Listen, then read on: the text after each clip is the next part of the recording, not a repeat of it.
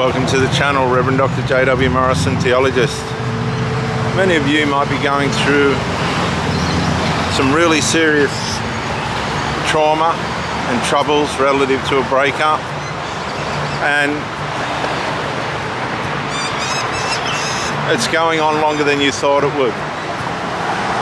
I just want to encourage you to hang in there, be real with yourself. One of the best ways to get through a breakup is not worrying about the integrity of the other person. It's looking at the integrity of yourself, how you performed. Was it fair? Did the person rise to that? If they didn't rise to that, then that's on them, not on you.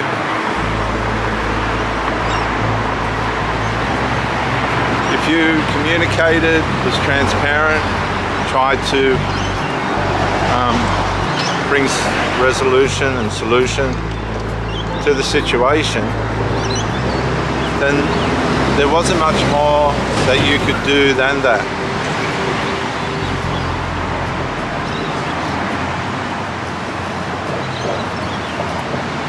Some people get caught in the middle of a whole lot of trouble that doesn't have anything to do with the relationship, and you need to bring your energy back to yourself, because again, a lot of us run around trying to please everybody else outside the relationship, indirectly connected to it,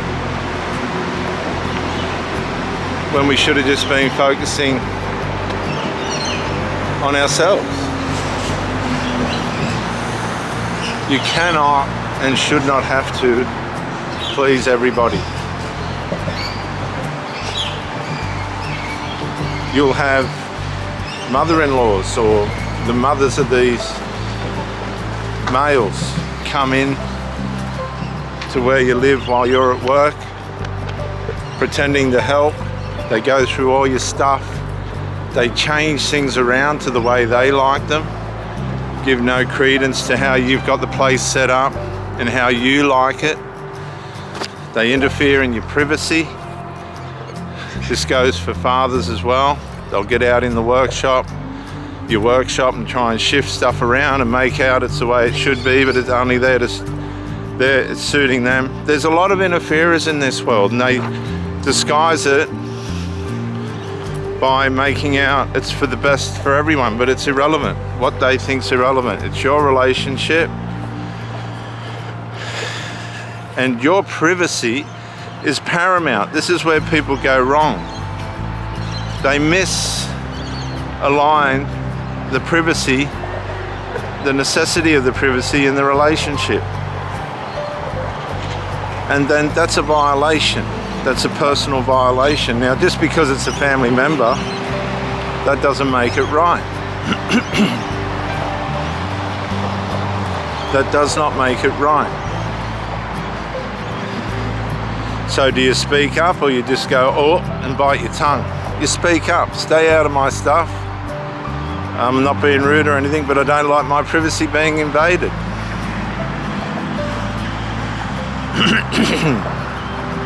Now that could start a rift. That could be the beginning of a rift. But if you don't say anything, it's going to continue. Then what you've got to do, if it's not one of your family people, if it's one of your family people, don't worry about it. It is what it is. But if it's not, then you've got to watch and see what your family member does to make sure everything gets in order by way of restoring things to order. You've got to make sure that everything's put psychologically back into place, because you can't afford to have power struggles with people that are not in the immediate relationship, and they will. And as I said before, they'll disguise it and try and make it out to look good and be good and all the rest of it, but it's not.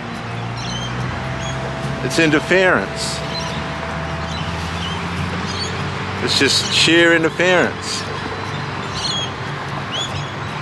And sometimes we have to have the courage to stand up and say, I'm not tolerating this interference. I don't want this interference.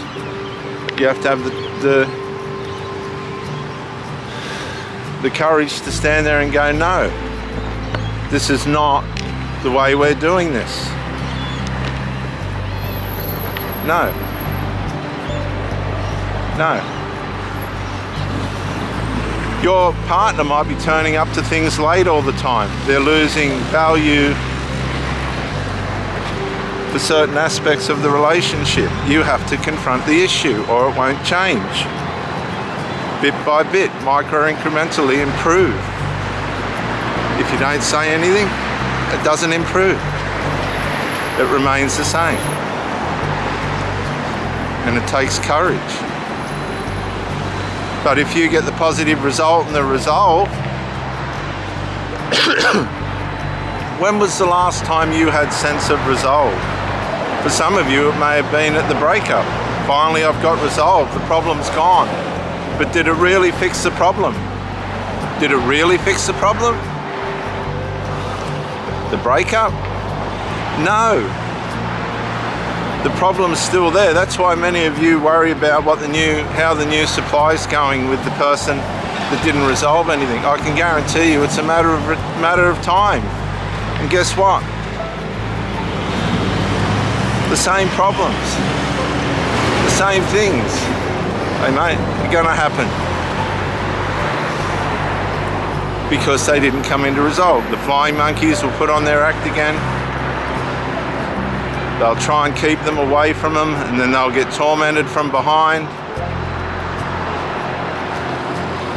You'll wonder why your partner's so upset.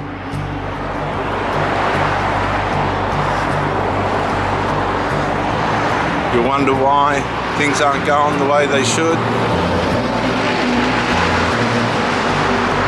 Some people look at you like you're an alien when you're doing this, and I don't blame them. But that's their bad luck. Be a creator. Make a difference. That's what these videos are for. The problem with unresolved is it makes things get worse. That's all you can look forward to with unresolved, things getting worse. And bugger that, blow that, we ain't got time for that. We want things to get better. So when was the last time you had a sense that this problem that seemed irreparable got resolved? When?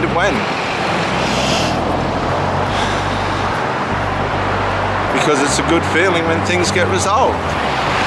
When things are finally resolved. It's a great feeling. It's a great situation to find yourself in. But what about if you're losing relationships all the time and things are happening that are costing you through losses, through outside interferences and things like this? What do you do? How do you combat that? You have to self-introspect. You have to learn from the experiences that you're having. You have to put yourself in a situation where you're not set up to fail.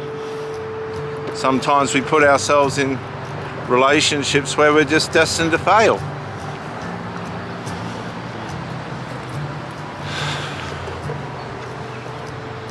Don't do that to yourself. Put yourself in situations where you're going to succeed. Well, you might think that's going to cost a relationship and you'll end up on your own. Maybe. But does that mean you're going to stay on your own forever? You might not have that unique individual again.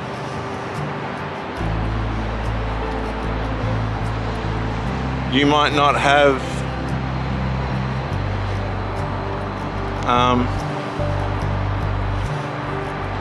that person that you love again, but you're not going to have the dysfunction and underdevelopment and things that haven't been put in place for them to be a proper partner. partner. You're not going to have that to deal with either, and you'll find that your life comes into alignment. I was getting put off the gym because the showers were cold, and it went on and on and on. This morning, guess what? The showers are beautiful. They're nice and hot, lots of water. Sounds selfish, doesn't it? But no, I'm paying for it and I want hot showers. So it was a matter of waiting it out. If it hadn't got resolved after a certain amount of time, I would have left. Because you're investing into something that's not bringing back the investment.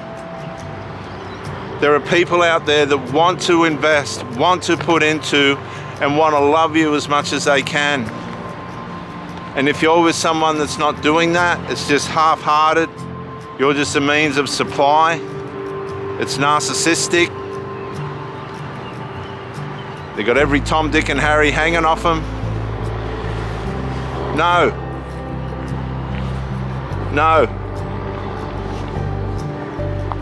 You have to have order. It's up to you to make order and gain order.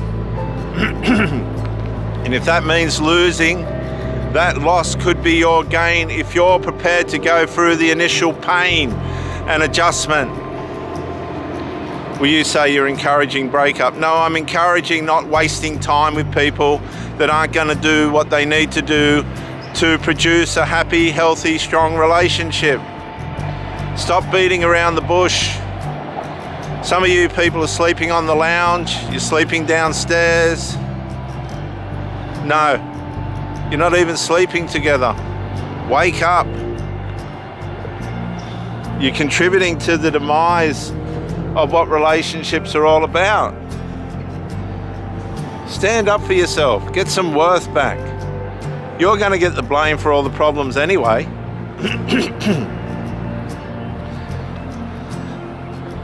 Sometimes, unfortunately, for all the potential that our relationships have, it's just not going to happen. And that's not a criticism, it's not an attack, it's not an assault. Don't worry, the flying monkeys are shitting on you anyway. They can go fuck themselves. You stay on point. Bring your energy back and vibration back to yourself. Start to build it slowly. Eat right. Go for a walk. Just little parts, little things. Read a book. Write a book. A couple of my girlfriends have written and are writing books. I've written study courses. Listen to things that are going to educate you on relationships. Stay away from people that have got a bad vibration and they're going to disrupt your confidence and where you're headed. And appreciate what you have that is going well for you. Get rid of the things that are just mucking you around, because they will and they won't stop. If you're in a good relationship and there's a couple little hiccups, work on the hiccups. Don't just throw it away. I'm talking about major narcissistic, determined negligence within the relationship. These people don't know how to develop. They've been in relationships where that hasn't been required in the past. They haven't been able to develop and build anything substantial because the person or the people that they were with and around did not want to make that sort of contribution. They were selfish, probably narcissistic, or some kind of other personality disorder going on. Alcohol, drugs, nicotine. I'm getting tired of mentioning the same old things because it's the same old things causing the same old problems, people. Wake up. I've seen too many people die from nicotine, alcohol, dope, and all the rest of it. Recreational drugs. Man got killed yesterday by a drug addict. My daughter's a police officer. Here's another one. You got no idea what's going out there besides the people that are hanging themselves and slitting their wrists and all the rest of it because of marijuana and alcohol and all the rest of it, and a lot of it combined together, which doesn't work. Oh, they're committing suicide. They're not just not putting it on the media anymore. This bloke comes along who, I don't know what drug he was on, she never said, drugged up in Sydney, sideswipes 2 cars, crosses the road, hits a man on a motorbike who himself and the motorbike go under the car, get dragged for 200 metres, pushed up the gutter and through a brick boundary fence where the motorbike finally catches on fire. By this time the man's dead. And that's the loss of his life due to a drug addict. All televised on the telly. Well, the end of the crash anyway. And this bloke's just walking around, oh, sorry, I was on drugs. Are you going to get in a jet aeroplane with a pilot who's smashed on dope? Are you going to get in a car with someone that's on dope or alcohol? Good luck to you if you do. Another addict killed another person yesterday. A couple of weeks before that, an addict killed his father. An addict. You don't realise what you're dealing with these alcoholics and drug addicts. They snap. They snap. If you're just a form of supply for somebody that's pretending with you to be building a relationship, and they can't even sort their adult children out and shit like this, they got family members all over it, walk away. Come back to yourself, reinstate yourself, get your vision right, get your life back in order and start again. If somebody comes along that you think you can trust, that's going to be wise and build their life and alongside that your life, then go for it. Go for it. But be awake. See, a lot of people are asleep. I've always said this to my sons. A lot of people are asleep. Be one of the awake people. Don't be part of the masses. Go to the throne. Hey, Jimmy. Look to the Lord or whatever your God is, and devote and pray. You can't make yourself righteous with God. I've been listening to a few people, oh, this person says they're religious and all this. Well, what is a religious person? It's a sinner who believes in Christ. They're not perfect. They're never going to be perfect. They're just as evil as everybody else. That's why you have to face them like everybody else. There's no special exemption for them against their sinful nature, only the knowledge that they gain to prevent their sinful nature from taking over them. A lot of Christians don't have that knowledge. They're told all different things. I can't start this conversation. Go to the theology channel. But for now, reinstate yourself. Slowly bring your energy back to yourself. Bring your king or queen back to yourself. No alcohol, no drugs, no fucking nicotine and all this shit that's going to kill you. You say, should a preacher speak like that? Well, put yourself in Israel right now and walk around with bombs going off and show me what sort of panic you got going on. I'm not panicking or anything, but come on. We've got to get desperate. The bombs are going off in the spiritual realm and you people are walking around asleep. Wake up. Don't take neglect. Don't take abuse. Don't take people trying to blame you for shit that's not yours. Stand up, rise up, and put yourself in a place where you can start living a life of victory instead of confusion and unsurety. I'm Reverend Dr. J.W. Morrison, theologist. Thank you for joining me and bye for now.